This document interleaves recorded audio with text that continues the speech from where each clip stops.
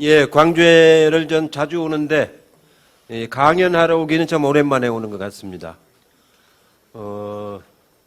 여기 김대중 컨벤션 센터로 오면서 여러 가지 생각이 참 많이 들었습니다. 김대중 대통령께서 2009년 8월에 돌아가셨는데 돌아가시기 한 사나흘 전에 한 일주일 전에 저 몇 사람이 모시고 점심을 했는데 그때 김 대통령께서 하신 말씀이 이명박 대통령이 되고 나서 경제가 무너지고 민주주의가 무너지고 남북관계가 무너지고 있어 큰일 났다 이렇게 말씀을 하시면서 내가 오래 살 것 같지 않으니까 앞으로는 당신들이 책임을 져야 된다 이 말씀을 그때 하셨어요. 그 자리에 저 문재인 대통령 그 몇 사람이 이제 같이 자리를 했었는데 그게 제가 들은 마지막 유언이었습니다. 그러고 나서 그 다음 날 입원하셔가지고 끝내 이제 서거를 하셨는데 오늘 여기 와서 이제 그 무슨 말씀을 드릴까 하고 생각하다 보니까 그 말씀이 좀 생각이 나서 윤석열 대통령이 되고 나서 불과 1년밖에 안 됐는데 진짜 경제가 무너지고 있고 국방 외교가 무너지고 있고 민주주의가 무너지고 있고 그래서 어떻게 그 똑같아요. 노무현 대통령 서거하시고 나서 2009년에 그 말씀을 하셨는데 윤석열 대통령 들어오고 나서 1년 만에 이 얘기를 들으니까 좀 공교롭다라는 그런 생각을 좀 많이 했습니다. 올해가 23년이니까 선거가 없는 유일한 해입니다. 작년에는 대통령 선거하고 지방선거가 있었고 내년에는 이제 총선이 있습니다. 그러니까 올해가 이제 어떻게 보면은 큰 선거를 안 치르고 내년을 준비하는 아주 좀 그 중요한 시기라고 볼 수 있는데 이때 준비를 잘 해가지고 내년을 좋은 성과를 내는 게 매우 중요하다고 생각을 하고 있습니다. 내년은 그야말로 그 어떻게 보면 나라의 진운을 가르는 중요한 선거라고 볼 수 있습니다. 윤석열 정부의 중간평가이기도 하고 또 향후에 우리가 어떤 방향으로 나라를 끌어갈 건가를 가늠하는 매우 중요한 선거입니다. 제가 당대표를 맡았던 게 18년부터 20년까지 2년 동안 맡고 그 전에는 12년도에 잠깐 맡은 적이 있었어요. 걸출한 김대중 대통령과 같은 지도자가 없이 당을 어떻게 우리가 잘 만들어 나갈 건가 이런 좋은 당을 만들어 나갈 건가 하는 것이 우리들에게 주어진 중요한 과제인데 지난 10년을 놓고 보면은 그런 대로 이제 어느 정도 기틀은 잡았습니다. 지금 우리 당의 전체 당원이 한 250만 명 정도 되고 그중에 권리당원만 해도 한 150만 명 가까이 됩니다. 당비가 1년에 150억이 거쳐요. 이건 처음입니다. 이 150억이 거치는 당비는 여러분들이 운영하는 시당으로 전부 보냅니다. 그래서 그 모든 시당의 돈들이 지금 그 많이 예금돼 있어요. 광주시당도 한 5억 이상 예금돼 있을 거예요, 아마. 서울시나 전라남도, 전라북도, 경기도 이런 데는 막 30억, 40억씩 그 돈이 모여 있고 이게 전부 여러분들이 낸 1,000원씩, 2,000원씩 난 당비가 모여서 그렇게 돼 있습니다. 중앙당은 1년에 210억인가 20억 그 선관위에서 지원을 받는데 그 돈 가지고 운영을 하고 있어요. 그러니까 옛날처럼 뭐 공천 팔아먹고 하던 시대는 완전히 호랑이 담배 먹던 시대입니다. 그만큼 이제 정당이 자립을 했고 당원들이 모든 걸 다 꾸려나가는 그런 당원이 됐습니다. 우리 당도 플랫폼을 제가 있을 때 구축을 해가지고 중요한 의사결정은 플랫폼을 통해서 전당원 투표를 2시간이면 할 수 있게 돼 있습니다.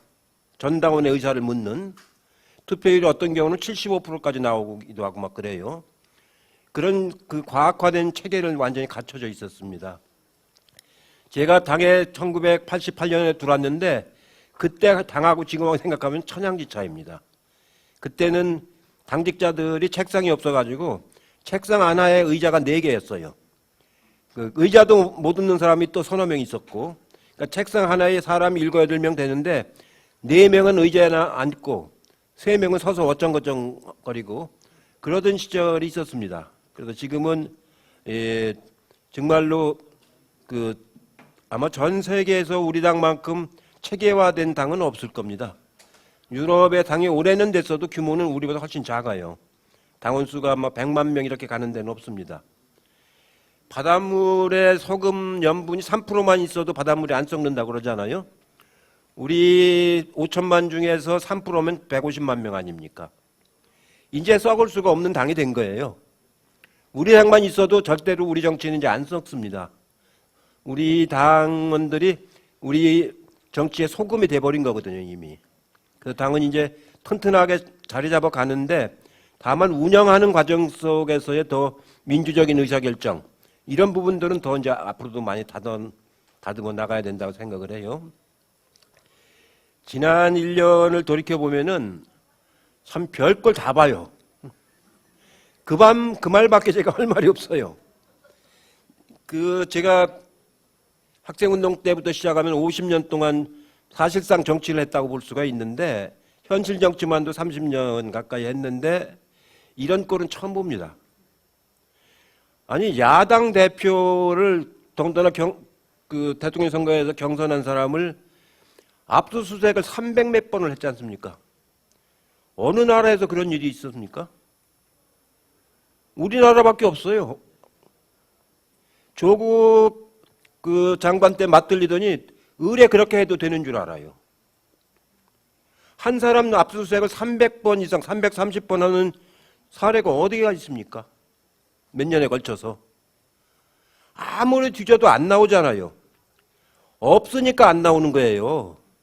300번 해서 뒤져서 있는 건 못 참는다면 아주 무능한 사람들이고 내가 어디 가도 갈 때 무능한 놈들이라고 했더니 막 반발을 하더라고요. 근데 취소할게요. 놈이 아니고 님들이라고. 예? 아니 300번을 해서 안 나오면은 없는 거예요. 그러니까 만들라고 하잖아요. 또 만들어요. 또. 이렇게 검찰의 공권력을 행사하면 그게 검찰인가요? 국가 권력을 이렇게 행사하라고 법으로 정해준 것은 그 공정성을 전제하고 위임을 하는 겁니다. 이재명만 잡으면 그럼 민주당이 없어지나요? 그럼 5년 단임 대통령이 50년 장기 집권 하나요? 못하게 돼 있잖아요. 근데 왜 이렇게 해요? 옛날 박정희하고 전두환이요. 김대중 대통령을 죽이려고 얼마나 시도를 많이 했습니까? 김대중 대통령은 참 박정희하고 악연인 게요. 그 어려운 인제에서 국회의원이 1961년도에 당선이 됐어요. 자유당 때 무너지고 4.19 혁명이 났는데 60년도에 국회의원 선거를 다 치렀는데 그때 자유당이 됐던 지역이 몇 군데 있어요. 근데 그 사람들이 나중에 문제가 돼가지고 61년도에 보궐선거를 치렀는데 그때 인제에서 김대중 대통령이 5월 13일 날 당선이 됐습니다. 선거를 해가지고. 그러고 나서 서울에 와가지고 의원 등록을 하려고 하는데 5.16 군사쿠데타가 났어요. 3일 만에 당선돼서 3일 만에. 그래가지고 감옥서부터 먼저 갔어요. 의원 회관으로 간 게 아니고. 참 얄궂은 운명이죠. 그렇게 해서 악연이 시작이 되더니 71년, 그로부터 10년 후에 71년도에 대통령 선거를 치렀잖아요. 거기서 선거 때 도중에 대형 트럭하고 교통사고가 났잖아요. 그때 고관절을 다치셨습니다. 왼쪽 고관절을 다치셔가지고 평생 지팡이를 쓰셨잖아요. 그래서 일본서 치료하시다가 귀국을 안 하시고 유신이 났어요. 그러고 그 이듬해 72년도에. 그래서 미국 가서 한민통을 만드셔가지고 한국민주주의 회복 하는 그 단체를 만들었어요. 그거 만들고 일본에도 그걸 만들려고도 일본에 오셨다가 납치가 된 거예요. 일본 그랜드 호텔에 묵으셨다가 납치가 됐는데 나중에 대통령의 진술이라든가 회고록 보면은 칠성판을 등짝에 이렇게 달고 돌을 묶어가지고 다리에다가 현아탄에다 빠뜨리려고 했다는 거 아닙니까? 그거를 일본 정부가 알았어요. 자기들 몰랐다고 그러는데 그걸 왜 모릅니까? 일본 그 경시청이라는 데가 그런 데가 아닌데. 그래가지고 일본 그 해경이 쫓아왔잖아요. 그 배를. 용금호라는 배에다가 싣고서 어선으로 위장한 배에다 싣고서 그 떠났는데 그 배를 일본 해경이 수색을 해서 뒤에 쫓아왔어요. 그래서 바다에 빠뜨리질 못한 겁니다. 예, 그래가지고 난리가 났어요. 8월달 그 더울 때 8월 제 기억으로는 13일로 기억하는데 동계당 앞마당에다 갖다 그 풀어놓은 거 아닙니까? 얼굴 상처 다 나고 그 사진을 지금도 보면 눈물이 나요. 그러고 나서 김정필 총리 때인데 일본하고 밀약을 했습니다. 일본에서에 있었던 일을 한국 정부 그 납치해 오는 거를 그 일본 맞으면 그 권역을 침범한 거니까 일본이 문제 삼지 않는 대신에 일본에서 있었던 한민통 활동에 대해서도 한국 정부에서 문제 삼지 않기로 서로 간에 없었던 일을 하자. 이렇게 밀약을 한 겁니다. 김정필 총리하고 당시 일본 총리가. 그러고서 지나왔어요. 그렇게 해서. 제가 국회의원 처음 돼가지고 일본 국회의사당에 가서 그 당시에 일본 국회의원들이 발언을 어떻게 했는가 다 뒤져봤습니다. 요즘 같으면 뭐 스캔하듯이 그 컴퓨터로 쳐보면 금방 나오지만 그때는 수기로 할 때니까 다 기록을 뽑았어요. 책이 한 권 될 정도로 양이 많아요. 왜 잡아가는 걸 방치했느냐? 어떻게 할 거냐? 주로 이런 질문들입니다. 그거 다 뽑아가지고 정리해서 그때 대통령한테 그때는 총재님이라고 했는데 총재님한테 그때 드렸는데요. 예, 그렇게 해서 2번 그렇게 악연이 된 거예요. 한 번 선거 때 들어가고 부딪히고 한 번 그렇게 납치해오고 그러고 나서는 이제 평생 맞으면 연금 생활로 들어가신 거 아닙니까? 그러고서 끝나는 줄 알았더니 이제는 전두환이가 또 죽이려고 한 거 아닙니까? 80년도에 광주 이 항쟁을 김대중 대통령이 선동했다고 해가지고 그래가지고 재판을 받았습니다. 김대중 내라는 모 사건을. 저도 그때 같이 이제 김대중 일당이 됐어요. 그때.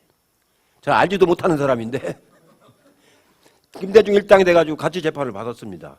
앞줄에 김대중 대통령, 문육한 목사 이런 분들이 앉으시고 바로 그 뒤에 제가 이렇게 앉았는데요. 그때 처음에는 내라는 모로 처벌하려고 그랬습니다. 근데 내라는 모로 처벌하면은 사형까지 못 시켜요. 최고형이 무기징역입니다. 내라는 모는. 왜냐하면 내라는 모는 미수만 되는 거예요. 죄가. 내라는 모에 기수가 되면 뭐가 됩니까? 내라는 모가 기수가 되면 성공하면은 지가 대통령이 되잖아요. 그래서 우리나라 헌법책에 보면은 우리 여기 양 위원장님 잘 아시겠지만 우리나라 헌법책에 내란죄는 미수에 한한다. 이렇게 배우셨죠? 예. 헌법책에 그렇게 돼 있습니다. 제가 다른 법은 몰라요. 그 법을 잘 지키는 사람이라서 내란죄에 관한 건 제가 잘 알아요. 내란죄로만 재판을 2번이나 받아봤기 때문에 내란죄는 미수에 한한다 이렇게 돼 있어요. 그래서 기수가 아니기 때문에 사형은 안 돼요. 그 무기징역까지만 가능해요. 그러니까 죽이질 못하니까 죽이려고 새로 찾아낸 게 국가보안법입니다. 국가보안법상의 조직의 수괴는 사형을 시킬 수가 있거든요. 그렇게 해서 거기다 갖다 걸은 게 일본에서의 한민통 활동입니다.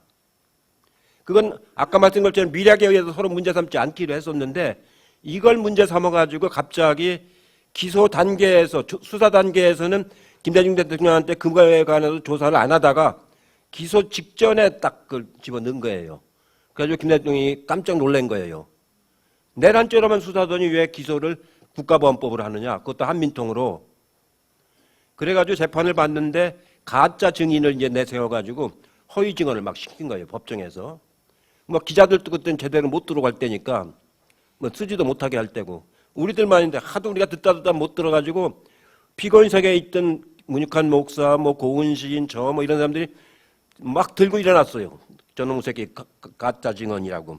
그러니까 증인이라 윤효동이라는 사람인데 지금도 있지도 않아요. 벌써 40년 가까이 된 얘기인데 40년도 넘은 얘기인데 그래가지고 그냥 사람이 도망을 갔어요. 이놈이. 증언석에서 증언을 하다가 어디로 도망갔냐면 재판장 뒤로. 재판장이 여기 있잖아요. 여기서 증언하다가 막 여기로 도망가서 안 나오는 거예요.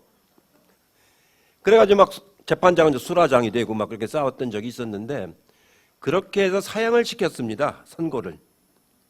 선고를 사형을 시켰는데 기소장과 판결문이 똑같아요. 그래서 그걸로 했다는 게 그 세계에 알려지면 곤란하니까 판결문을 밖으로 유출을 못하게 한 거예요.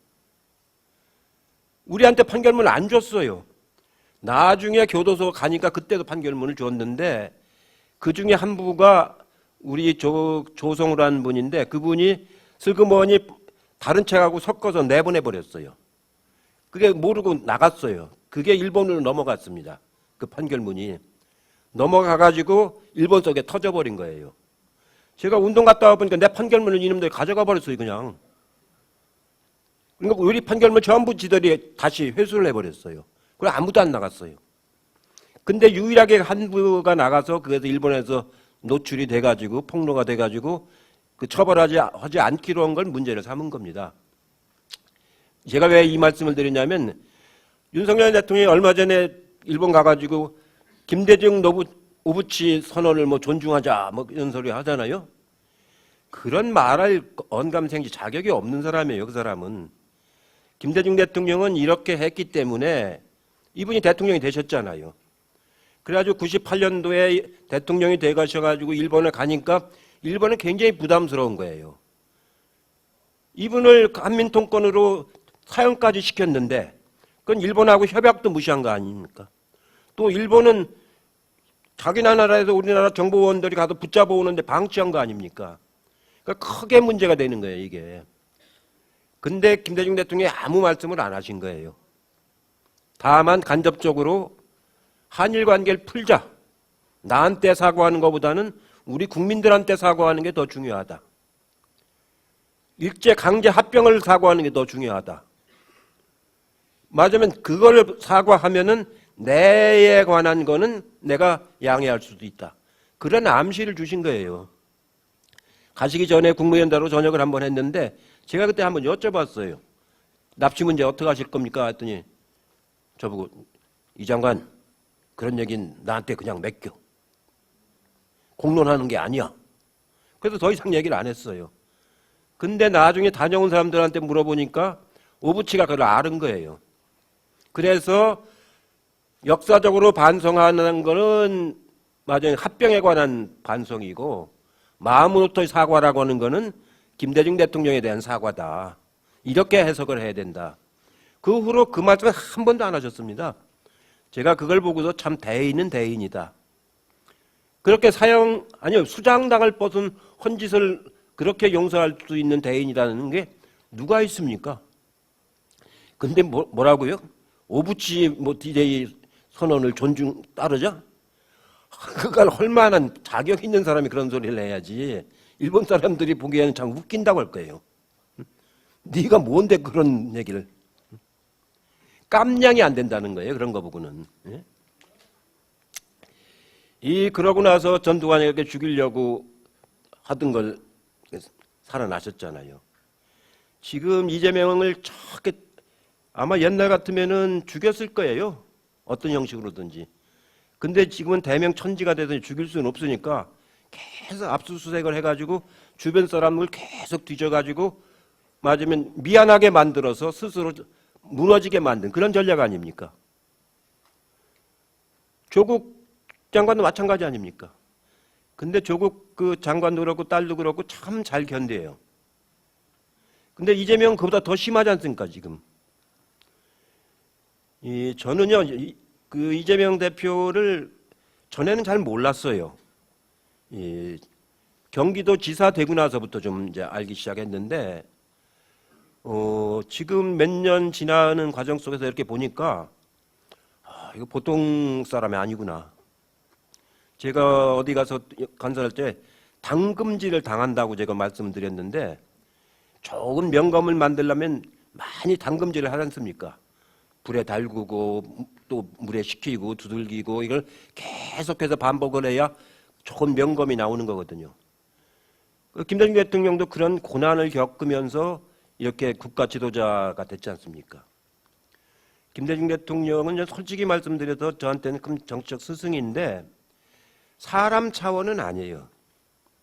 사람 플러스 알파라고 생각을 해야지 보통 사람하고는 좀 달라요. 이렇게 보면은. 근데 국가 지도자가 그런 과정을 커진 겁니다. 김 대통령은 국가 지도자 수준이 아니고 거의 이제 세계적인 지도자 수준으로 커진 거죠. 뭐 이재명 대표는 아직 그에 비하면은 이제 시간적으로나 여러 가지가 좀 차원이 다르긴 하지만 그래도 이 하나하나를 겪어나가는 초등학교밖에 졸업 못하고 여기까지 본인이 헤쳐나오는 과정이라든가 이렇게 압수수색 거치면서 아주 의연하게 버텨내는 과정이라든가 엊그저께도 외신기자 클럽 회견하는 거 보니까 참 내용이 아주 좋아요. 잘 정리돼 있고 이렇게 잘 정리해가면서 의연하게 해나가는 과정이라든가 그러고 이제 뭐랄까 예전에는 조금 그 거친 표현도 좀 쓰고 그랬는데 요즘엔 잘 다듬어져 있는 표현을 쓰고요. 그런 과정 하나하나가 국가 지도자로 성장해 가는 과정입니다. 저는 제가 여러 명 대통령을 이제 노무현, 문재인까지 모셔봤는데 물론 그분들도 다 훌륭해요. 근데 단련 과정은 이재명 대표가 더 길고 더 어려워요. 근데 잘 견뎌요. 보면은 저 같은 사람 같으면은요. 저는 뭐 물론 대통령 깜도 아니지만 하려고 그래서 하지도 않았지만 성질 나서도 못해요. 저한테 저러면은요. 맞짱 뜨자고 그냥 이렇게 판 깨고 말아요. 근데 대선을 나가고 국가를 책임지고 국민을 책임질 사람은 그거를 참을 줄 알아야 되거든요. 그게 수모가 아니에요. 유시민 이사장은 수모를 참을 줄 알아야 되는데 수모가 아니고 이게 내가 져야 될 과업이다라고 생각해요. 과업이라고. 역사적인 과업이라고. 그렇게 해서 견뎌내서 이렇게 잘 이끄는 게 국민에 대한 도리 아닙니까? 국가에 대한 도리거든요. 저는 능히 이재명 대표는 하리라고 봅니다. 윤석열 대통령 1년 동안의 헌거 한번 보세요. 제 입으로 하기가 싫어요. 무슨 뭘 했는지 하도 지저분해서. 심지어 뭐 어제 그제는 미 CIA가 도청을 했는데 그걸 감청했다고 악의는 없었다고 미국한테 이해를 하겠다고 이런 사람들이 어디가 있습니까?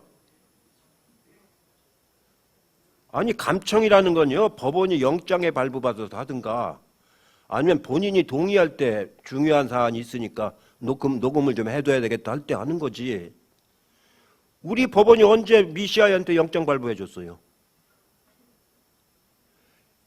감청이라는 건 법원에 영장이 있어야 하는 겁니다. 본인 모르게 할 때도 6개월도 그것도 제한되어 있는 거예요. 6개월로. 6개월 만에 본인한테 통보해 줘야 되는 거예요.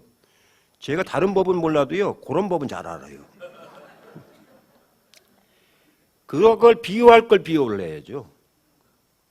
항의할 걸 항의할 줄 알아야 의로운 동맹이지. 아니 몰래 도청한 님들을 변호하는 걸 그걸 동맹이라고 감싸갖고 되겠어요? 뭐든지 한미 동맹에 갖다 붙여요. 그게 전형적인 말하자면 분단 시대의 논리를 갖다가 안보 논리로 악용하는 겁니다. 그게 뭐 그런 것부터 시작해서 방음이라는 건요. 제가 청와대 질 때 그 예산 심사를 해봤는데요. 굉장히 돈이 많이 들어갔습니다. 청와대 그 본관은 옆에 영빈관이 있고 본관이 있는데 본관은 방탄, 방음, 방진을 했어요. 방탄이라는 건 폭격에 대비해서 하는 거고요. 방음은 이제 소리를 녹음 못하게 하는 거고요. 방진이라는 건 뭐냐면 제가 여기서 강연을 하잖아요. 공기가 흔들립니다. 이렇게 말을 하면은 이 파동이 생겨가지고 그 진동이 생기는 거죠. 그걸 밖에서 따요. 그 진동을. 그래가지고 음성으로 풀어요. 그걸. 그런 기술을 가지고 있습니다. 그래서 그걸 방지하기 위해서 벽과 벽 사이에다 그걸 방지하는 큰 필터를 껴야 되는 거예요. 그래서 공사비가 굉장히 많이 들어가서 그때 영빈관은 안 했어요. 공사비 때문에. 다 하고 싶어 했는데 본관만 하자. 이렇게 공사비가 많이 들어가면 안 된다. 그래서 유일하게 청와대 본관만 그게 방탄, 방진, 방음이 되는 건물입니다. 특 1급 국가 보호시설이거든요. 국방부 같은 데는 그게 안 돼 있어요. 국방부 같은 데는 방탄하고 방음만 돼 있죠. 예. 근데 그걸 그래서 광화문을 그때 옮길까 말까를 굉장히 걱정할 적에도 제가 반대했던 게 그 시설 때문에 정부 종합청사에 가서는 안 된다. 그래서 광화문을 포기했던 것 중에 하나예요. 근데 국방부로 가니까 그게 됩니까? 안 되지. 그래서 전문가들이 나와서 얘기하는 거 들어보니까 그때보다 훨씬 더 이게 기술이 더 발달됐잖아요. 요새는 이걸로 다 하는 세상이에요. 옛날 저희들이 학교 다니고 뭐 할 때는 화염병 들고 하고 돌멩이 들고 하고 막 그랬는데 지금은 이걸로 모든 걸 다 하는 세상이 됐습니다. 이런 시대가 됐기 때문에 그렇게 함부로 노출되는 건 아닌 거거든요. 그래서 가져오고 저렇게 터졌는데 터지면 수습이라도 잘해야죠. 준엄하게 미국한테 동맹은 동맹이고 도청은 안 된다. 사과하라. 다시는 안 하게 재발을 약속해라. 이렇게 해야 되는 거 아닙니까? 유럽의 대통령이나 총리들은 그렇게 해요. 왜 우리 대통령을 그거 못합니까? 참 이런 얘기 자꾸 하면 내 입만 나빠지니까요. 이렇게 이제 윤석열 대통령이 지난 1년 동안 역주행을 많이 했지 않습니까? 아주 난폭 운전을 하고 있는 거 아니에요? 파란불, 빨간불, 노란불 다 무시해버려요. 제가 어디 가서 그래서 정치 생명이라고 했더니 그런 용어 쓰지 말라고 그러더군요. 빨간불, 파란불, 노란불 막 무시해버리는 거예요. 정치라고 하는 건 직진할 때도 있고 서야 될 때도 있고 돌아가야 될 때도 있고 비보 좌전할 때도 있고 다 다른 거예요. 경우에 따라서. 이건 막 아무거나 압수수색만 해버리면 되는 거예요. 그게 뭐냐면 겁주는 거예요. 너도 언제든지 그렇게 당할 수 있다. 압수수색 당할 수 있다. 그러니까 얼쩡거리지 말아라. 이거는 공포정치 아닙니까? 근데 이 대명청지에 그 공포정치에 겁먹을 사람이 지금 누가 있습니까? 이 어떤 애가요, 초등학교 3학년 애가요, 지 엄마가 대선 지고 나서 하도 심란해 오니까 엄마, 신난할 거 없어. 5년 금방 가. 응? 초등학교 3학년 애가 그래요. 응? 이런 대명천지가 된 거예요. 아니 얼마 전에 국정원 직원이 뒤에다가 국정원이란 잠바 입고 수색하러 왔어요. 신문에도 보셨죠? 그런 놈들이 어디 있어요? 참 그런 님들이 응? 입에 발렸어요. 놈이라는 게 그냥. 국정원이라는 게요. 신분이 노출되면 안 되는 거예요. 국정원이 설치고 다니면 겁먹을 사람이 지금 누가 있습니까? 옛날 얘기예요. 그건 80년대 얘기예요. 80년대 얘기. 우리 사무실에 국정원 직원이 하나 왔다가 우리 비서들한테 겁주려고 신분증을 보여줬다가 우리 비서들한테 뺏겼어요. 신분증을. 그러니까 이놈 신분증 돌려달라고 했는데 안 돌려주고 제가 이제 갔더니 뭐 한 3년, 2년 차인가 3년 차 된 초짜예요. 너 왜 갔냐 했더니 좀 탐색하러 왔다는 거예요. 그러니까 신분증을 뺏기면 어떡하냐 임마. 응? 그랬더니 안 돌려주니까 제가 재야운동할 때 담당했던 사람이 승진해서 국장이 됐는데 그 사람이 저를 찾아왔어요. 그 직원은 안 돌려줘도 좋은데 신분증은 돌려달라고. 응? 왜 그러냐니까 신분증은 뺏기면 전 직원이 신분증을 다 바꿔야 된다는 거예요. 근데 거기에 여러 가지 암호가 들어가 있고 그게 들어가 있어서 바꾸는 게 굉장히 어려운 일인데 그거 하나 뺏겨가지고 이거 다 하면 되겠느냐. 미안하게 됐으니까. 그래서 쟤는 데려가도 좋다. 신분증은 그러면 안 되겠다. 그래서 저하고 신경이 한참 했어요. 그래서 나중에는 다시는 그런 짓 하지 말아라. 우리 방이 어떤 방인데 와서 신분증 드밀고 겁박을 하려고 드느냐. 응? 그런 적이 있었는데 이쯤에는 국정원 잠바를 입고 다니는 놈들이 어디 있어요 그게. 예? 참나. 참 별걸 다 봐요. 그러니까 하도 1년 동안 보니까 다른 것보다 별걸 다 본다 소리밖에 할 말이 없어요. 그리고 여러분들이요. 좋은 뉴스를 보세요. 하도 막 요새는 엉터리 뉴스가 많으니까 헷갈리잖아요. 저처럼 하세요. 저처럼 요새는 막 기레기 같은 뉴스 많이 봐요. 아무 소용없습니다. 머릿속만 혼란스럽죠. 쓰레기 같은 기사를 쓰는 걸 기자를 기레기라고 그러잖아요. 그 기자들이 제일 싫어하는 표현인데 그 사람들이 쓴 아무리 많은 기사를 읽어봐야 그걸 실려주는 언론 매체라는 게 뭐 레거시 미디어라고 하잖아요. 무슨 레거시 미디어예요? 그 쓰레기 하치장이지.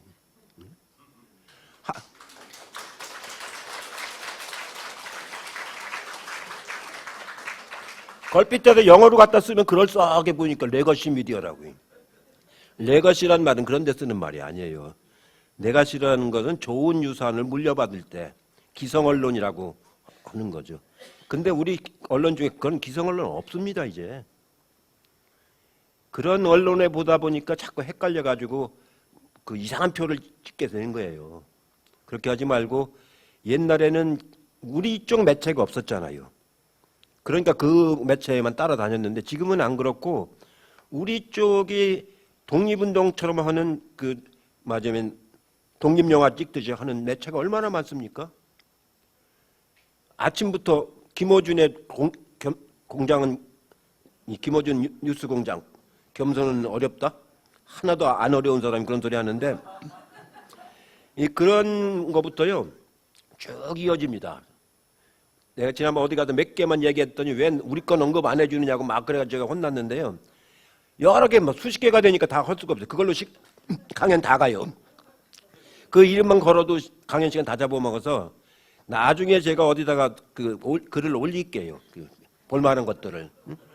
근데 그것도 또 좀 층하가 있어요. 층하도 있고 때로는 이제 좀 잘못 헛다리 짓기도 하는 그러나 대체적으로 좋은 것들이 충분해요. 제가 지금 알고 있는 요새 강연 소재를 잡을 때도 그거 읽어보면 참 도움이 돼요. 참고가 되고. 그런 것들을 자꾸 보시면은 머릿속이 정리가 되거든요. 오염되지 않고.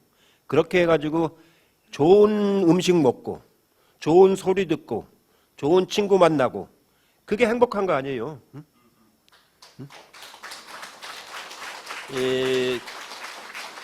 그렇게 하고요. 그렇게 하면은 우리가 판단도 잘하게 되는 거거든요. 제가 여기 와서 이렇게 보니까요, 우리가 좀 잊었던 게 하나 있어요. 광주 민주항쟁이 참 그 희생도 많고 처참하게 해도 시민들은 질사정연하게 대응을 했지 않습니까? 근데 그거하고 부모하고 우리가 같이 보질 못하고 있었거든요. 근데 제가 요즘에 자료를 읽다 보니까 부마하고 광주는 같아요. 부마는 1979년 10월이고요. 광주는 그로부터 6개월 후인 5월입니다. 근데 그 중간에 들어가 있는 저놈들을 보면 그게 하나라는 걸 금방 알 수가 있어요. 전두환이가 양쪽을 다 관리를 했어요. 부마도 전두환이가 가서 관리를 했어요. 광주 때는 이놈이 대통령 노릇한 거나 마찬가지잖아요. 그 밑에 행동대장의 최세창입니다. 삼공수여단장. 부마 때 부산에 쳐들어간 게 그 삼공수예요. 또 광주에 맨 먼저 쳐들어온 게 박준병 사단이지만 거기는 그냥 일반 사단들이고 공수여단이 쳐들어온 건 최사창이에요. 21일 날 금남로에서 발포 명령이 있었다고 문제가 되잖아요. 그 전에 광주 사람 시민들이 2분인가 3분 희생이 됐잖아요. 광주 역쪽인가 어디 쪽에서. 그때 2분한테 총을 쏜 놈들이 누군데요? 그 삼공수여단 사람들이에요. 21일 날 발포하거나 금남로하고는 아무 관계없는 사건입니다. 그건. 부마하고 광주에 같이 뛰어들어서 쳐들어온 게 최세창 제3공수여단이에요. 근데 왜 그렇게 됐느냐면은 부마를 제대로 못 막았잖아요. 부산대학교에서 애들이 대모를 출발해서 광복동까지 15km를 뛰어갔지 않습니까? 그걸 못 막은 거예요. 그래가지고 최세창 부대가 깨졌어요. 경비를 잘못했다고. 그러고 나서 전두환이가 쿠데타를 해가 집권을 하고 나서는 세게 훈련을 시켰어요. 겨울에. 세게 훈련을 시켜가지고 5월 초에 전부 다 전국의 각 도시에다가 그 부대 배치를 다 했어요. 부대 배치를 다 도상으로 해놓고 나서 5월 18일 날 계엄령을 확대한 거 아닙니까? 그때 최세정 부대가 들어온 거예요. 그래서 부모하고 광주는 한 쌍입니다. 같이 똑같이 반독재 투쟁 아닙니까? 그게. 왼쪽은 부산은 김영삼 대통령을 제명하면서부터 그거에 항거하고 민생에 항거해서 나온 것이고, 5.18은 김대중 대통령 체포해 가면서 그거에 대해서 항거해온 그 두 형제예요, 두 형제. 그러고 그걸 진압한 놈은 전두환과 최세창이란 말이에요. 근데 지금 하도 전두환이 그러니까 수괴니까 전두환이 욕만 하고 전두환이 저기 하는데 그 행동대장은 최세창이란 말이에요. 양쪽 다. 삼공수야단장이에요. 그게. 그 점은 오늘 제가 여기 와서 말씀드릴 때 이 말씀은 꼭 좀 해야 되겠다. 우리가 문제의 핵심을 잘 봐야 되는 거거든요. 그리고 이렇게 그 윤석열 부대가 설치게 된 거는 다른 거 아니에요. 그 아까 말한 그 이른바 그 쓰레기 하치장 언론하고 이 정치 검사들하고 영장을 그냥 받나요? 판사가 있으니까 받는 거지. 판사 중에요. 매번 그렇게 끊어주는 판사가 있단 말이에요. 하나 검토도 안 하고. 제대로 된 판사라면은요, 한 10번 했을 때 더 이상 안 나오면은 재고하시오. 판단을 다시 하시오. 이래야 될 거 아닙니까? 영장을 옛날엔 보통 3일치, 일주일치 이렇게 끊어줬는데 요새는 한 달짜리 영장을 끊어줘요. 한 달짜리. 와서 살아. 네? 아니 죽치고 사무실에 앉아서 사람이라도 수색하는 그런 압수영장이 어디가 있어요? 압수수색 영장이라는 건 기민하게 해야 됩니다. 상대방이 증거를 감추지 못하게. 그리고 급습을 해야 돼요. 들이닥쳐야 돼요. 그리고 빨리 끝내야 돼요. 이거 하나 뺏어가면요, 내 인생을 다 뺏어가는 거예요. 내가 설령 잘못하는 일이 있어 여기에 뭐가 남아있다고 하면은 그것만 보고 이건 돌려줘야 되잖아요. 가지고 와서 안 줘. 내가 금융거래도 해야지, 부모님한테 안부 전화도 해야지, 자식도 얼굴도 봐야지. 여기에 다 들어가 있지 않습니까? 누가 이런 짓 하라고 그랬어요? 누가? 영장은 범죄 사실에 대해서 하는 거예요. 단서가 있는 거에 대해서. 이런 그 무법천지가 어디 있어요? 무법천지. 직권남용도 이런 직권남용이 없어요. 저는 이건 직권남용으로 처벌돼야 된다고 봐요. 지들 거는 비밀번호를 안 풀면서. 내 거는 통신 비밀의 자유가 있다. 헌법 조항이다. 안 풀잖아요. 남의 건 갖다가 다 뒤져놓고 왜 안 돌려줘요? 이런 그 무도한 짓들을 하는 걸 우리가 어떻게 용납을 하겠습니까? 그래서 사람들이 하도 답답하니까 막 끌어내리자고 그러잖아요. 요새 광화문 집회에 나가면 막 끌어내리자고 그러잖아요. 심정은 저도 충분히 이해해요. 끌어내리고 싶은 심정은. 실제로 16년도에는 탄핵시켰지 않습니까? 대통령 탄핵이라는 건 참 역사상 없잖아요. 전 세계적으로도 거의 없어요. 마음은 뭐 그렇게 아는 사람이 누가 있겠습니까? 그러나 민주주의 국가사에서는 절차를 밟아야 되기 때문에 내년 총선에서 이기는 게 그래도 중요한 거거든요. 내년 총선을 못 이기면은요, 지금과 같은 저 만행을 해도 국민들이 할 말이 없어요. 더 심해질 거 아닙니까? 이제는 과반수를 제대로 차지했다 하면은 법도 막 그렇게 만들려고 할 거 아닙니까? 이제 이거를 막느냐 못 막느냐가 내년 총선이지 않습니까? 여러분들이 너무 잘 아시기 때문에 더 길게 말씀 안 드리는데, 지금 우리 당 163석, 지역구가 163개가 됐었는데 지금 줄어들어서 150 몇 개가 됐죠.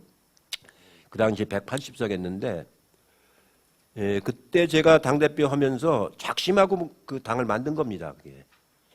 내가 더 이상 출마 안 하겠다. 제가 이제 국회의장은 뭐 거의 최다선이니까 자동으로 하는 건데, 국회의장 출마 안 하고 그런 거 안 하겠다. 당은 하나 제대로 만들어 놓고 내 정치를 마감을 하겠다 해가지고 한 명도 제가 사적인 공천을 한 사람이 없습니다. 다 경선을 시키고 정말 시스템 공천이라고 해가지고 아무도 공천 결과에 이의를 다니는 사람이 없었습니다. 그래가지고 제 친구들 30년 같이 했던 사람들 다 떨어졌어요. 지금도 원방을 제가 됐는데요. 그 뭐 할 수 없어요. 공적인 건 도리가 없는 거예요. 그래서 만들어 놨더니 180명이나 되니까요. 제가 얼굴도 잘 몰라요, 사실은. 수첩을 봐야 알아요. 그 중에서 105명이 초선이거든요. 105명이. 그러니까 모를 수밖에 없죠. 그러니까 또 다양해요. 더군다나 우리가 여당할 때 들어왔기 때문에 전부 옛날처럼 막 야당 투사처럼 살아온 게 아니잖아요. 그러니까 당에서 뭐 여러 가지 얘기가 있을 수 있어요. 그거를 하나로 잘 묶어서 끌어가는 게 당의 리더십 아닙니까? 제가 보기에는 그렇게 해서 잘한 것도 있고 못한 것도 있고 그래요. 뭐 다 잘한 건 아닙니다. 정치라는 거 어떻게 다 잘합니까? 뭐 수많은 갈등이 있는데 코로나 같은 거 잘 막았지 않습니까? 정부하고 해서 K 코로나 방역이라 걸 정도로 잘 막았잖아요. 그렇게 막은 나라가 없잖아요. 우리는 봉쇄 한 번도 안 하고 다 했지 않습니까? 마스크를 얼마나 잘 씁니까? 건강보험공단이 돈이 남았어요. 병원에 안 와요. 감기가 안 걸려가지고. 그래가지고 노인분들이 새벽에 안 돌아다니셔가지고 뇌졸중이 안 생겨요. 병원에 안 와요. 그래가지고 건강보험공단이요. 첫 해는 5조가 남고 그 이듬해는 3조가 남았어요. 덜 나가요, 병원 진료비가. 코로나 때문에 다 조심해요. 손 잘 닦고. 집에 오면 반드시 손 닦고. 그러니까 감기가 안 걸려요. 이렇게 잘 지키는 그 방역체계를 운영했던 거는 잘한 거 아닙니까? 뭐 그 한두 가지가 아니에요. 여러 가지가 잘했는데 그중에 또 부동산 같은 것처럼 못한 것도 있어요. 부동산 참 하기 어려운 건데 뭐 그렇게 민감한 거라도 제가 봐도 조금 시기를 놓쳤거나 그 역점을 잘못 뒀거나 이런 것들이 있습니다. 그리고 일본이 소부장 그 반도체 재료 공급 안 해줄 때 막 제가 발벗고 뛰어다녔잖아요. 공장 같은데. 그래가지고 세 가지 품목에 대해서 우리가 자립을 했잖아요. 솔브레인, 뭐 동진, 뭐 이런데 제가 직접 다녔습니다. 애로점이 뭐냐? 안정되게 구입만 해주면 자기들이 할 수 있다는 거예요. 안정되게 안 해주니까 자기들이 개발을 못하는 거지. 그래서 삼성, 뭐 SK가 3년 동안 안정적인 구입할 수 있는 컨소시엄을 만들자. 그래가지고 만들어두니까 다 개발했어요. 그러니까 일본 게 안 팔려 이제. 그 소부장 재료를 사다 쓰는 나라는 우리나라밖에 없어. 일본 거 사다 쓰는 나라는. 우리가 안 샀으니까 일본이 안 돼. 일본이 이번에 풀어주는 게 아니에요. 지네 거 안 팔리니까 그거 우리한테 다시 수출하려고 그러는 거지. 우리는 필요 없어요 이제. 그랬더니 얼마 전에 뭐라고 해? 용인에다가 일본 기업을 끌고 오겠다고? 용인 경기도 땅은요. 우리 기업한테도 공장 허가 안 내주는 데예요. 수도권 과밀화 때문에. 수도권 정비 계획 때문에 안 내줍니다. 거기는. 우리 기업이 거길 못 들어가요. 거길 들어가는 게 학교나 뭐 문화시설에 다 줘도 다 들어가려고 하는데 수도권이 너무 과밀해서 안 내주는 데입니다. 근데 거기다 일본 기업을 끌어온다고요? 우리가 수십 년 그렇게 그 정비 계획을 세워왔던 건데 이게 막 앞뒤가 없어요. 이 공직을 하려면요 가장 중요한 게 경중과 선우와 완급을 잘 가려야 돼요. 뭐가 중헌디, 뭐가 가벼운 건디, 먼저 할 거, 천천히 할 거, 늦게 할 거, 천천히 할 거. 저는 그것만 가리면 된다고 생각했는데 제가 그게 요새는 말을 바꿨어요. 공사를 구분해야 돼, 공사를. 예? 경중, 선우, 완급만 갖고 되는 게 아니에요. 공사가 구분이 안 돼요, 지금. 공사가 구분 안 되면 다 틀어지는 겁니다. 다 틀어지는 거예요. 공적인 결정을 안 하고 사적인 결정 들어가면 절차가 필요가 없잖아요. 그러면 다 막 아무렇게나 선우도 틀어지고 경중도 다 틀어지는 거예요. 우리나라가 왜 망할게요? 정조대왕 이후에 외척들이 60년을 지배했지 않습니까? 왕이 공론화시켜서 의사를 결정하는 게 아니고 커튼 뒤에서 외척들이 다 뒤집었잖아요. 그래가지고 나라가 발전을 못한 거예요. 모든 절차는 다 공적인 절차를 밟아야 검증이 되고 공유가 되는 거 아닙니까? 결론이. 공사 구분 못하면 처음부터 그건 안 해야 되는 거예요. 전부터. 공천이라는 것도 왜 그래요? 공공의 공천이란 말이에요. 사천이 아니라는 거예요. 공천이라는 건. 공짜로 준다는 뜻이 아니고 공공으로 하라는, 공공으로, 공개적으로.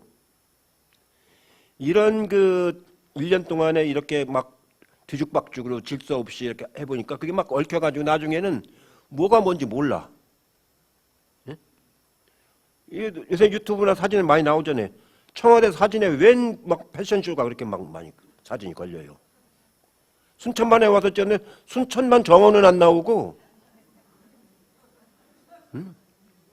어떻게 그렇게 그 청와대의 사진이라는 공시판입니다. 그게 공시판. 거기 어떻게 그렇게 실려요, 그게. 안 되는 거거든요. 그런 점에서 내년 그 총선에서 그걸 막지 못하면은, 이 남북 운전을 막지 못하면 그때는 지금까지 만들어 놓은 민주적인 이 질서, 이게 다 흔들리는 겁니다. 이 보통 우리는 민주주의라는 말을 하는데 그 말은 정확한 표현은 아니에요. 우리 헌법은 민주적 기본 질서라고 되어 있습니다. 우리 헌법 총강에 보면은 민주적 기본 질서라고 해놓고 거기에 이제 총강 다음에 맨 먼저 국회가 나오고 그 다음에 대통령이 나오고 그 다음에 법원이 나오고 헌재가 나오고 선관위가 나오고 지방자치가 나와요. 그게 우리나라의 민주적 기본 질서입니다. 민주주의란 말은 자유주의, 뭐 사회주의 이런 거에 대꾸하기 위해서 정치적인 용어로 누가 썼던 건데 그게 이제 흔히 많이 쓰는데 그건 정확한 표현은 아닙니다. 틀린 표현도 아니지만 그거보다는 우리 헌법적 용어로 말하면 민주적 기본 질서입니다. 민주적 기본. 거기에 다 나와 있잖아요.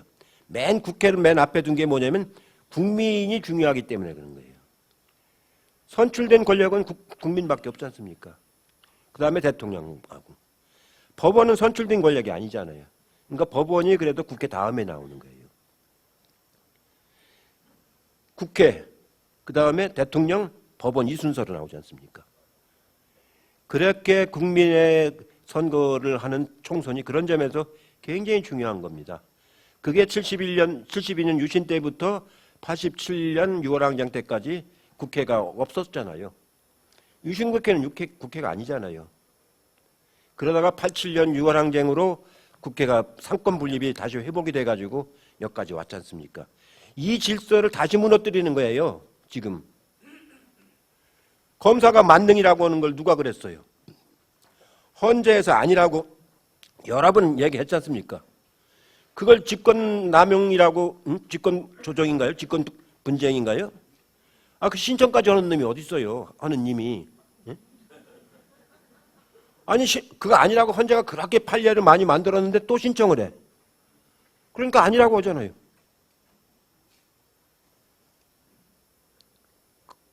제가요, 다시 시작하면요, 수사권, 기소권 분리하는 것부터 먼저 했어야 되는 거예요. 수사와 기소권을 분리를 해놓고, 원래 수사권이라는 건, 기소권이라는 건 독점하면 안 되는 거니까 분리를 해놓고 수사권을 가지고 그걸 가지고 이제 경찰하고 이 검찰하고 특수경하고 이렇게 나눴어야 되는 거예요. 그러면은 서로 공작이 안 되잖아요. 근데 경찰이 하도 먼저 주장하니까 그만 우리가 거기 따라간 것 같은데 그건 제가 지금 생각해 보면 절차상 좀 잘못한 거 아닌가 싶은 그런 좀 생각이 들어요. 그렇게 해서 이런 그 이제 총선을 치러가지고 다시 정비를 해야 됩니다. 다시 정비를 해가지고 그게 분리가 안 돼 있으면은 경찰의 수사권이라는 게 계속 기소권자의 맞은 통제를 받는 게 되는 거 아닙니까? 그런 것을 잘 이렇게 정비를 하는 그런 기회로 이제 삼아서 정말로 민주적 기본 질서가 제대로 이제 확립되도록 만드는.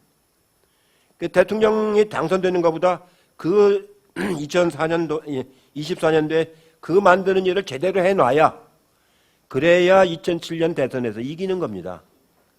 지금 시중에는요, 니네가 180석 해줬더니 별로 한 게 없더라. 또 다수당 돼봐야 뭐 할 거냐. 이런 의심을 하는 사람들도 많아요.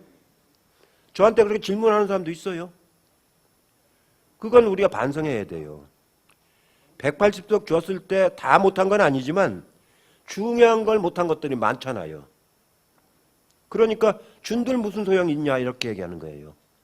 그러니까 이번에 다시 이겨가지고 그 중요한 것들을 잘 잡아야 되거든요. 지금 김대중 대통령의 그 우리 당의 큰 노선을 맞으면 이게 뭐라고 할까요? 방향을 제시하신 분이 평화통일과 중산층과 서민의 정당 아닙니까? 그게 우리 당의 큰 방향 아닙니까? 평화통일이라고 하는 거는 김대중 대통령 때부터 시작된 말이에요. 그게. 그 전까지는 적화통일, 승공통일. 그거 외에는 말하는 사람이 없었죠. 그러다 김대중 대통령이 4대국 안전보장론을부터 시작해가지고 평화통일을 얘기하기 시작을 했죠. 우리가 분단된 나라에서 평화통일 없이는 아무것도 안 됩니다. 실제로가. 온갖 음해 공작이라든가 북공이라든가 이런 게 다 거기서 나오는 거 아니에요. 국방비도 엄청나게 많이 들어가는 거고. 그래서 우리가 지향은 평화통일과 중산층과 서민을 위한 정당이거든요. 이거를 만들 수 있는 기본 질서를 하나씩 하나씩 정비하는 일을 2024년에 총선 22대 국회에서 전반기에 잘 하느냐 못하느냐에 따라서 27년 대선에서 결과가 나오는 거지. 그거 못하면 27년 이긴다는 보장 없습니다. 제가 보기에는. 그 잘못하고도 또 이겼는데 뭐 하겠습니까? 잘해서 2년 동안 제대로 방향을 잡고 잘하면 국민들이 신뢰가 하고 믿으면 이기는 거죠. 그리고 그렇게 해서 이길 때 의미가 있는 거죠. 저는 이재명 대표는 능히 그걸 할 만한 인물이라고 생각을 해요. 예.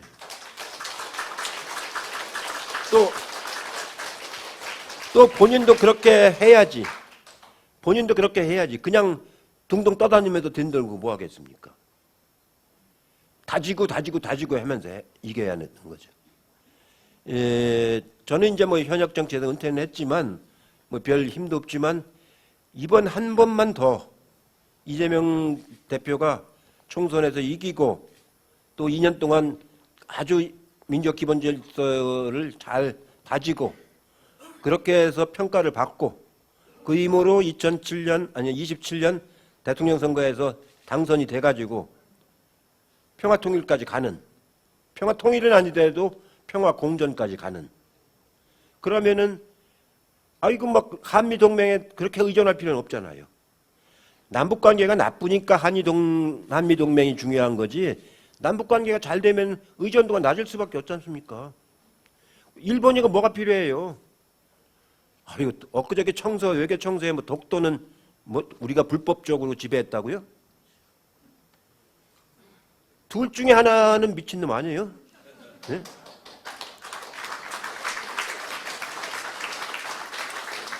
아니 일제 감정기 때는 자기네 땅이었는데 70년간 불법으로 지배했다는 거예요. 70년 말이 어디서 나온 거예요? 1945년부터 지금까지라는 거 아닙니까? 그럼 그 전까지는 자기네 땅이었다는 거 아니에요? 저거를 어떻게 하겠습니까? 말 안 듣는 그 짐승은 어떻게 하죠? 응? 타일러 해야죠, 타일러. 응?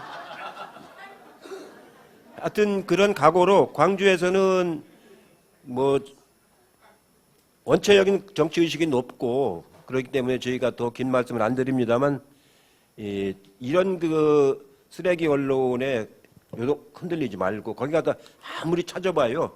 쓰레기밖에 없어요, 거기는. 이 좋은 뉴스를 듣고 좋은 사람하고 얘기하고 좋은 음식 먹고 광주 음식 얼마나 좋아요. 오늘도 점심 아까 만난 거 먹었는데요. 그렇게 해서 그렇게 이제 하는 거거든요. 그게 이제 이 양무 호남 시무국가라고 그랬잖아요. 그 말이 그런 말 아닙니까? 호남이 없으면 나라가 있겠느냐. 저는 광주 와서 그 말을 그 선언대가 곳곳에 있잖아요. 참 그 말이 의미가 깊다. 이렇게 지금 생각을 했어요. 오늘 여러분 이렇게 돼서 반갑고요. 예, 함께 하겠습니다. 고맙습니다.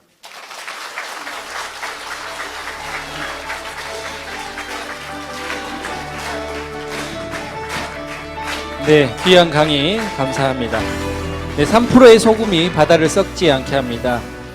우리 이해찬 상임고문님께서 말씀하셨던 것처럼 별걸 다 보는 이러한 혼란의 시대에 우리는 더불어민주당은 어떻게 정치를 해야 되는지 귀한 말씀을 주셨습니다. 다시 한번 감사드립니다. 네, 뜨거운 박수 다시 한번 부탁드리겠습니다. 네. 네, 이번 순서는 질의응답 시간입니다. 시간 전략을 위해서 사전에 질문을 좀 받았는데요. 몇 분만 지명하도록 하겠습니다. 방법은 일괄 질문을 받고 일괄 답변하는 방식으로 하도록 하겠습니다. 먼저 질문 이렇게 신청을 해주신 정달성 북구의원님 질문해 주시면 감사하겠습니다. 네, 반갑습니다. 북구 의원이고요. 정달성입니다. 반갑습니다. 명강의 잘 들었습니다. 최근에 윤석열 대통령 때문에 전반적으로 이 20, 30대 지지율도 덕분에 낮아지기도 하고, 그래서 전체적으로 총선의 기운이 이제 본격적으로 시작이 되는 데서 저희들의 결심들이 더 높아지는 것 같습니다. 저는 이제 대표님께 여쭙겠는데요. 이 이기는 민주당을 만들어 가는 데서 이 시스템을 잘 만들어 내셔서 이렇게 튼튼하게 당을 이 반석 위에 세웠다고 생각을 하는데요. 현재 대한민국의 민주적 절차, 민주적 시스템을 더 잘 만들어내는 데서 지난 2000년 초반에 김대중 대통령께서 전국적으로 3,500여 개의 읍면동에 주민자치위원회를 만들고 그 속에서 그 많은 주민분들이 자치에 대한 이야기들을 해왔었습니다. 그리고 지금 현재는 자치분권 2.0 시대라고 하면서 주민자치 그리고 마을 공동체가 말 그대로 주민의 입장에 서서 이 자치 시스템이 만들어지고 이것이 풀뿌리 민주주의로 더 탄탄하게 갈 거라 생각을 합니다. 그리고 그런 이 움직임들이 전국적으로 많이 있는데 상대적으로 그것을 뒷받침하는 법적 제도적 한계가 여전히 있다 생각을 합니다. 지난 시기에 32년 만에 지방자치법이 개정은 됐으나 그 안에서 주민자치 시스템을 더 안착화시키는 데서 여전히 저희들한테 숙제가 있다고 생각을 하는데요. 그런 부분에서 저희 민주당이 좀 더 주도적으로 제도적 뒷받침을 했을 시에 다시 한번 3,500여 개의 읍면동에서 주민들이 자치를 풀뿌리 민주주의를 만들어냈을 때 누가 옳고 누가 그른지 어떤 언론이 나쁜 언론이고 좋은 언론인지를 좀 더 생생하게 알 수 있지 않을까 생각이 듭니다. 그런 부분에서 우리 대표님의 고견을 듣고 싶습니다. 네, 이상입니다. 네, 감사합니다. 네, 한 분만 더 받도록 하겠는데요. 우리 강한솔 광산구 의원님 이렇게 질문해 주시면 감사하겠습니다. 네, 마이크 나오고 크게 말씀해 주시면 될 것 같습니다.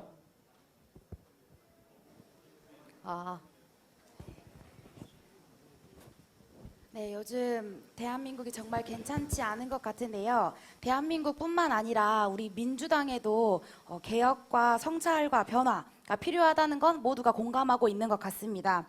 단 개혁이라는 명분으로 스스로 쪼개는 통치가 아니라 진정성 있는 개혁이 필요한 것 같은데요. 고모님 처음에 말씀하셨듯이 소금 3%가 바닷물을 썩지 않게 하는 역할을 하는 것처럼 민주당 3%가 대한민국을 썩지 않게 하는 역할이 되려면, 이기는 민주당이 되려면 최우선 과제로 삼아야 할 게 무엇인지 여쭙고 싶습니다. 네, 2명 질문하셨고요. 우리 상임고문님 답변 예. 해주시겠습니다. 예, 지금 우리나라가 이제 행정구역상으로 광역구하고 이제 기초로 해서 시군구가 있고 거기에 이제 읍면동이 있는데 대개 기초의원 숫자가 2,900명 가까이 되죠. 그 읍면동 숫자가 한 3,500개 정도가 되면은 거의 그게 이제 비슷한 숫자입니다.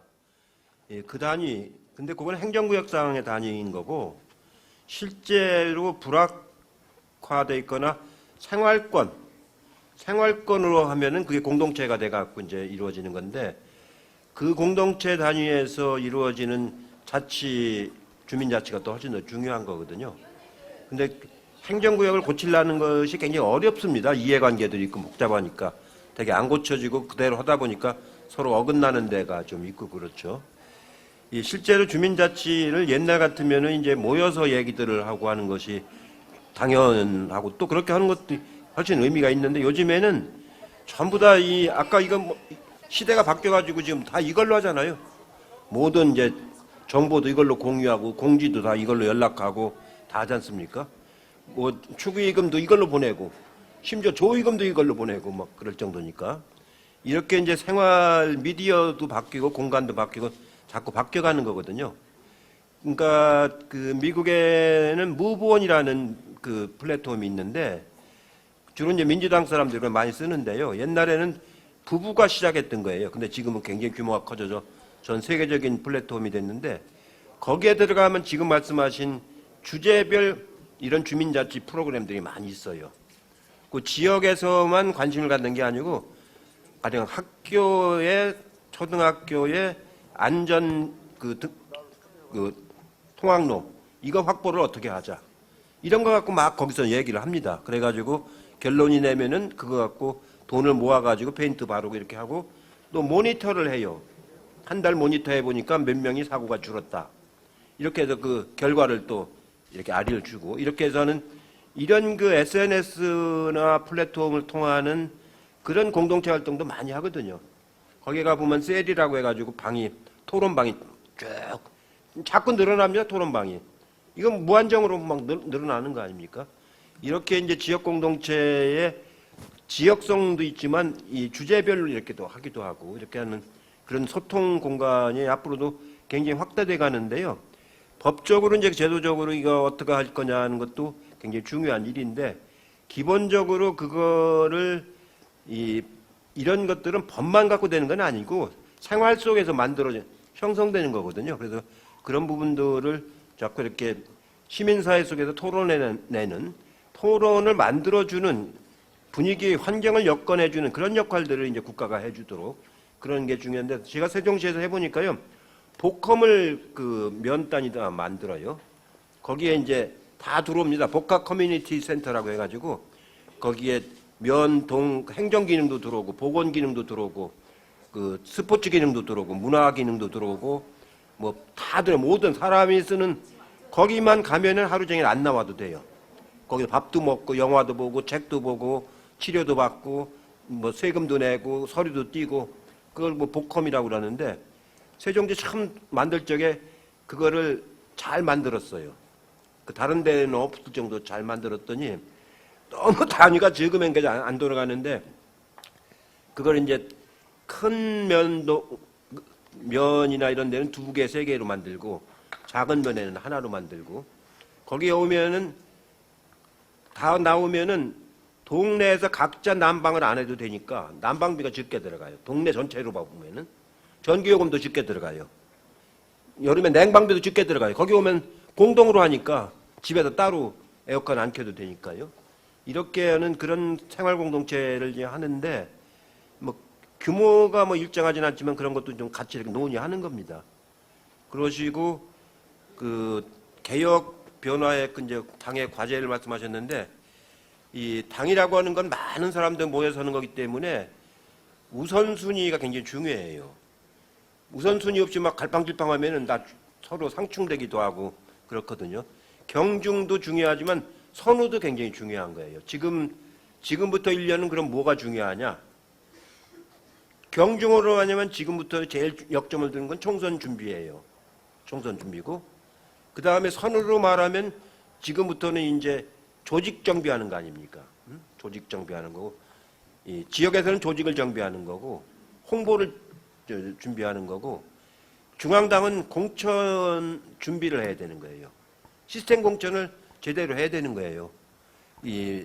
지금은 이제 전당원 의견을 들어서 이제 마지막 최종 규칙을 만들 텐데 전당원 투표를 플랫폼에서 2시간이면 합니다. 그 전 당원한테 언제까지 투표해라 하면 자기들이 이걸로 다 찍어버리면 그만이지 않습니까? 많이 나올 때는 투표율이 78%까지 나온 적도 있고 그래요. 그 250만 명 중에서 200만 명 가까이가 투표한 걸 누가 뭐라고 하겠습니까? 그 민주적 절차를 거쳐서 하는데 문제는 제일 어려운 게 뭐냐면은 떨어지는 사람, 공천에서 탈락하는 사람을 어떻게 우리가 보듬고 나갈 거냐. 그 사람이 나가서 딴짓하면 우리 표를 깨먹지 않습니까? 정치라는 게 그래서 어려운 거예요. 어떤 사람은 내가 안 됐으면 너도 떨어져야 이 다음에 내가한테 기회가 있지. 네가 되면은 나는 기회가 영원히 없어진다. 이렇게 생각하는 그 나쁜 마음을 먹는 사람도 있어요. 정치라는 건 별름 다 있습니다. 정치판이라고 하는 건 천하의 애국지사부터요. 천하의 사기꾼까지 있는 거예요. 우스갯소리 하나 들으면 옛날에는 비례대표를 전국구라고 해서 했잖아요. 그때 어떤 사람이 전국구로 들어왔는데 20억을 그 당시 돈으로 내고 들어왔어요. 아니 30억을. 지금 돈으로만 100억이 넘는 돈이에요. 벌써 30년 전이니까. 근데 10억은 현금으로 내고 20억은 수표로 10억짜리 2장을 냈는데 10억은 가지고 선거 때 쓰고 수표는 보관했다가 선거 끝나고서 추심을 내서 쓰려고 보니까 부도난 수표예요. 네? 등록하기 전에 부도난 수표예요. 근데 그때는 실명제도 안 할 때고 저기니까 가지고 있다가 보니까 된 거예요. 그래가지고 그 양반이 어떻게 괘씸한지 막 제명을 시켜버려요, 당에서. 제명이 아니고 막 비난을 했어요. 그래 이 사람이 탈당을 해버렸어. 그랬더니 탈당에 또 그때는 당 의원이 유지가 됐어요. 탈당을 해도. 그래서 나중에 법을 바꿔가지고 본인이 탈당하면 의원직을 박탈하는 걸로 법이 바뀌었잖아요. 그래서 그때는 넓은 온전전자 전국구인데 그래서 그걸 돈전자 전국구라고 했었어요. 응? 그런 사람까지 있는 데가 당입니다. 그렇기 때문에 이렇게 이질적인 요소를 많이 안고서 선후를 가려가면서 해나가야 되는 거기 때문에 그런 거를 잘 따져서 나가는 게 당을 민주적으로 운영하는 거거든요. 그 지역마다 다 이제 조건들이 좀 다르고 하긴 텐데 제가 보기엔 중앙당에서는 공천 준비를 잘하는 것, 지역에서는 조직 정비를 잘하는 것. 보통 27만 표를 우리가 졌는데 국회의원 지역구 250개, 53개니까 한 지역에서 1000표씩 진 거예요. 그 기초의원 2,900명에서 100표씩 진 거예요. 그러니까 그 정도로 아쉽게 졌는데 그 결과는 처참하지 않습니까? 이거를 다시 회복해가지고 이기려고 하면 지금부터 하여튼 투표장에 나오게끔 안 나와버리면 말짱 꽝이니까 나오게끔 주위 사람들한테 조직 정비 잘하고 그 좋은 얘기 잘하고 그렇게 밭을 갖고 노는 게 중요하지 않습니까? 그 1년간 차분하게 자기 지역구 광산구면 광산구, 북구면 북구, 지역구당 1000표, 기초의원 지역구당 100표 그 이상을 이번에 확보한다. 이재명이가 얻었던 표보다 그 이상을 확보한다. 이재명 때 얻은 표하고 지난번 그 지방선거 때 얻은 표를 딱 숫자를 보고서 지금 얼마를 얻어야 될 거냐. 지방선거 때 얻은 표를 얻으면 다 떨어집니다. 투표율이 낮았던 표이기 때문에 안 나왔어요. 대선에서 지고 나서 안 나온 사람이 많아요. 특히 우리 표가. 그러니까 이재명까지 찍었던 표, 그 표를 찾아서 조직 정비를 해야 되는 거거든요. 이 두 가지가 금년도에 해야 가장 우선 과제라고 저는 봐요.